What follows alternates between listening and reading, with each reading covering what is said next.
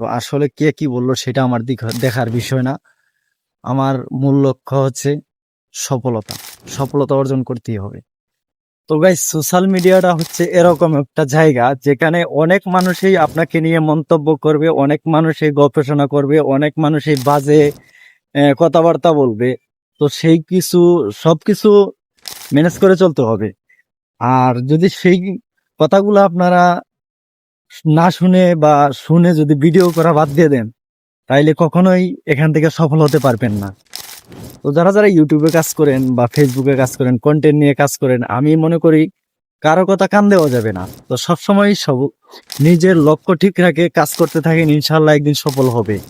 আর যারা যারা এই বিষয়ে যারা মন্তব্য করে, আমি মনে করব তাদের এই কথাগুলা কানে নেওয়ার কোনো প্রয়োজনই হয় না।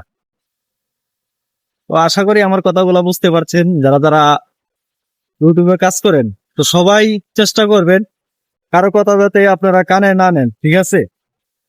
যে যেখান থেকে ভিডিওগুলো দেখেন না কেন, আমার চ্যানেলটি সাবস্ক্রাইব করবেন, অবশ্যই পাশে থাকবেন। ধন্যবাদ সবাইকে।